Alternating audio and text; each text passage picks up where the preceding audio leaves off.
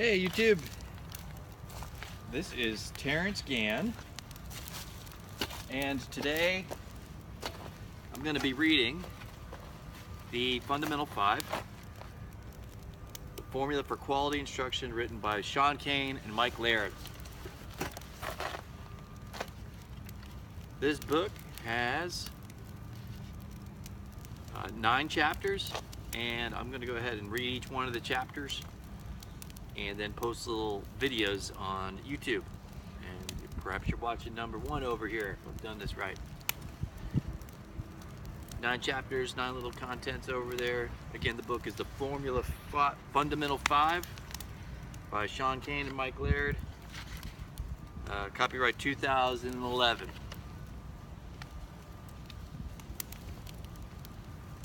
Chapter 1, Introduction. The basic practices of providing quality instruction are not a secret. Observe a teacher providing instruction in a one-on-one setting and a teacher providing instruction to a packed lecture hall. One will recognize similar practices and strategies. Even the distinction between high-yield instructional practices, as identified by Marzano, Pickering, and Pollock, 2001, and lower-yield instructional practice, such as lecture and worksheets, are fairly common and accepted. At least they are accepted on paper. However, in terms of individual pedagogy, the individual comfort level and preferences of the teacher often trump research. It leads to a critical observation, dramatically improving the quality of both individual and staff pedagogy is easy. In fact, it is easy as losing weight. What this means is that the concept is simple, yet difficult to accomplish without a great deal of self-discipline. Simple is not always easy. Everyone knows the secret to losing weight. Just eat less and exercise more. In theory, it is a piece of cake. Oops, perhaps not the best analogy to use. Not losing weight is merely implementation failure at some critical juncture. Granted, this diet failure can have many causes, some of which include the following. 1. Not have a good plan. The eat cupcakes and lie on the couch diet and exercise plan may be easy to implement, but it is highly unlikely that the dieter will be ready for the upcoming swimsuit season. 2. Not having the desire. If one is satisfied with or indifferent to the current situation, then finding the internal motivation to change is at best slow and difficult. 3. Procrastination. Author's note. Right about this point tomorrow. 4. Not recognizing the opportunity loss. Perhaps a 2-day hiking trip in the mountains with one's family will be the most rewarding experience that the family might ever have together. However, one will never find out if one is not physically prepared enough to participate when the opportunity is presented. Number 5. Not having support. Temptation is everywhere. One falls into bad habits because they are easy, quick, and or provide pleasure or short-term relief. Having people who are engaged in facilitating one attempt to improve dramatically increases the chances of a successful outcome. Number 6, not having a way to regularly and accurately gauge progress. If one does not have the processes and tools with which to gauge results, whether that is to regularly step on the scale, regularly track inches lost, or try an older pair of pants, then it is hard to determine if the diet and exercise plan is working. Now, let us examine the other side of the diet pedagogy analogy. The failure to dramatically and systematically improve classroom instruction follows the same pattern as this failure to successfully diet. Here are some reasons why efforts to improve classroom instruction fail. 1. Not having a good plan. The teach from the desk and distribute worksheets daily instructional plan is easy to implement. But as accountability standards increase, will student performance keep pace, or will it invariably decline relative to the new standard? 2. Not having the desire. If one is satisfied or indifferent with the current level of student performance, then generating the internal motivation to change is slow and difficult. 3. Procrastination. Author's note, address this point next semester.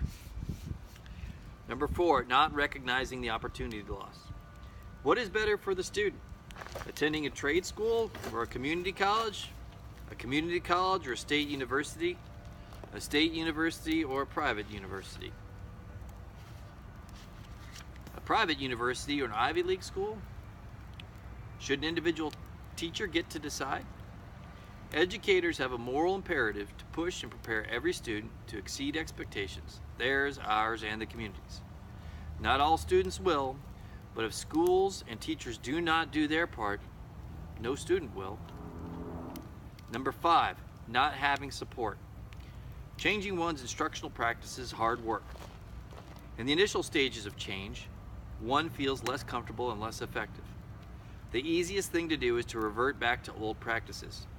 Having peers and leadership that are engaged in the same change process and working to facilitate each other's dramatically increases the chances of that success. Number 6, not having a way to regularly and accurately gauge progress. If one does not have a method to gauge results, the attempt to change will collapse under the weight of discomfort and perceived failure. Teachers need reliable short-term metrics to determine what is working and what is not, and to make timely adjustments to their craft in order to successfully implement and complete the changes to their pedagogy. 2 tools that assist with this and are within the means of any teacher and any campus are short-term common assessments and power walks, instructional data. The fundamental 5. At this point, the reader may ask, is there a simple plan for dramatically improving the effectiveness of classroom instruction? The answer to this question is yes. There is a simple plan that any teacher can implement today that will begin to improve the quality of classroom instruction. The plan identified by the authors is the high frequency and high quality execution of the fundamental 5. The fundamental 5 are the 5 critical practices that are at the core of highly effective instruction. These practices are: 1. Frame the lesson. 2. Work in the power zone. 3. Frequent small group purposeful talk about the learning. 4. Recognize and reinforce. 5. Write critically. The perfect storm.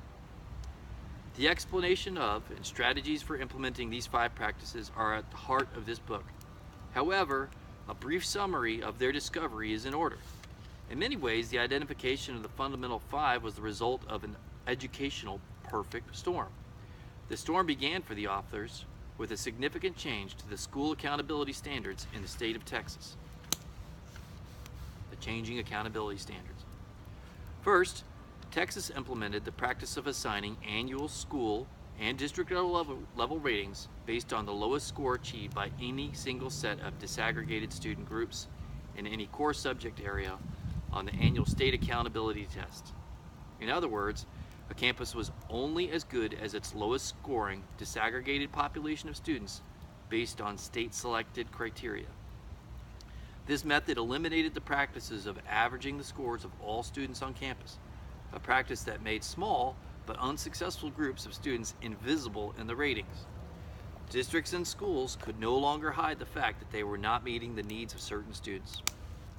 While the all students group was kept as one indicator, the additional disaggregated groups that were created and that impacted school ratings were African American, Hispanic, White, Native American, Asian Pacific Islander, economically disadvantaged, and students with special needs.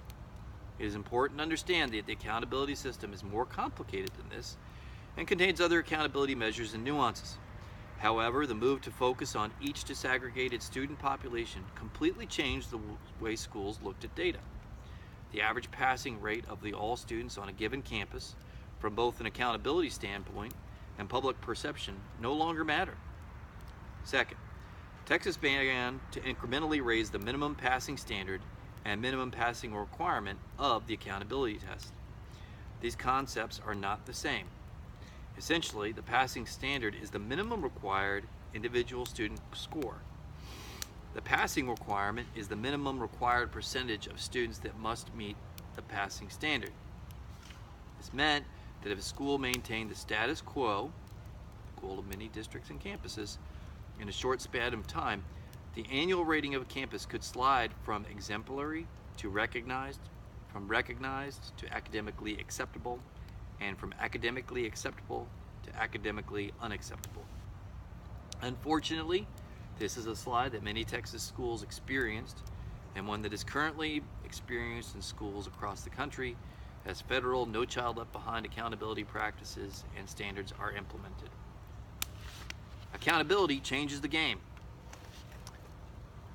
What became evident in Texas, and what educators in schools across the country are also realizing under Nickleby, is that nothing overtly wrong is no longer good enough. The requirement now is that teachers and schools have to do a number of things significantly right just to keep up with the ever-rising accountability bar. Faced with this fundamental change in accountability standards in the early 2000s, a small but significant number of schools began to aggressively attempt to improve student performance. These schools represented a fair and substantial cross-section of Texas campuses. There were rural, suburban, and urban schools. There were small, medium, and large schools, as well as poor, middle class, and affluent schools. There were unacceptable, acceptable, recognized, and exemplary schools. And there were elementary, middle, high school, and alternative schools. Essentially, these schools created a self-selected test group, with the other schools in the state becoming the control group. Over time, it became possible to observe the differences in performance that occurred between campuses that refused to change, campuses that grudgingly changed, and that campuses aggressively changed. Around and during the same time, I'm recording this for school. Oh, right now you are? Yeah. Around and during the same time, early 2000s, the education literature became more precise, directive, and prescriptive. For example, Classroom Instruction That Works, 2001, by Marzano, Pickering, and Pollock, gave teachers specific practices to include in their delivery of instruction. Mike Schmoker, with his series of books culminating with Results Now, focused on the theme of results and provided school leaders with an early blueprint on how to use short-term data to focus the practices and the procedures of a campus on improved learning. Many of the aggressively changing campuses were attempting to implement either formally or informally the practices that were being described in these and similar works. Cain's Foundation Trinity. The aggressively changing schools were early adopters of three fundamental practices that improved their instructional system. Those practices, identified by then State Director of Innovative School Redesign, Texas, Sean Cain, are: 1. The implementation of a common scope and sequence. 2. The use of short-term common assessments. 3. The increased monitoring and support of classroom teachers by campus instructional leadership and support personnel. As then named by Cain, these practices are now regularly referred to as the Foundation Trinity. A campus that implements the Foundation Trinity provides its teachers with the luxury of focused time. When teachers do not have to spend significant time solving the problem of what to teach, when to teach it, and how to teach and assess it, if they are able to focus their time and attention on what really matters, the Foundation Trinity allows teachers to concentrate their singular efforts on the how to teach it component, which improves the effectiveness of actual instruction. Not only was Texas an early adopter of accountability standards, it was an early adopter in the collection of student, campus, and district performance data. Now there was a sudden influx of never before available anecdotal and empirical data. Student performance was disaggregated. Student subgroups could now be tracked over time and compared to both similar and dissimilar groups. Larger patterns could be identified. The instructional practices that produce both ends of the bell curve of student performance could be and were visited and studied both informally and formally. This was a heady time for both the data geek and practitioner alike. If a person was both of these, it became the equivalent of working in a professional nirvana. Key support providers. Add to the above mix 2 key support providers. E. Don Brown, a past president of the National Association of Secondary School Principals and one of the architects of Breaking Ranks, 1996, and Sean Cain. The Texas Commissioner of Education assigned these two recognized school improvement specialists the task of directly supporting a number of these aggressively improving campuses, working hand in hand with multiple campuses and multiple contracted service providers. The team of Brown and Cain were actively searching for and identifying overriding trends and common elements that either accelerated or decelerated improvement efforts. Perhaps what was even more important than the formal roles that these two served was the informal role that they occupied, and this became critical to the perfect storm. Brown and Cain became the de facto communication system for a statewide network of reform-minded schools, which was independent of a commercial agenda. The principals and schools in this network were no longer creating and implementing in isolation. They were collectively sharing in the creation of new knowledge and a better understanding of how to rapidly improve all students' performance. The tipping point. The above described perfect storm reached a tipping point around 2005-2006. Without warning or an overt plan, a critical mass of practitioners began having lots of conversations on and about the same topic. In the effort to rapidly improve student performance, the overriding question became, what is working and why? The analysis of early anecdotal as well as empirical data made it clear that there were two ways to rapidly change the performance of a school. The first way was to change the composition of the student body. Students of wealth in general outperform students of poverty, and the research supports this fact. In studies conducted from New York to New Mexico, scholars find that socioeconomic status, English proficiencies, and cultural factors are major indicators of student success. Berliner, 1990.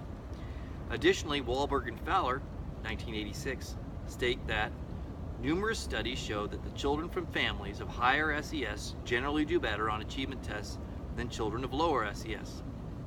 One would expect, at least theoretically, that when the relative wealth of neighborhoods served by a campus increases or decreases, there would be a corresponding change in student and campus academic performance. Therefore, improving the economic status of the student body should improve student performance. This can be done on a limited basis with magnet schools and theme-based schools, but at scale the solution seems to merely reshuffle the haves and the have-nots. The second way to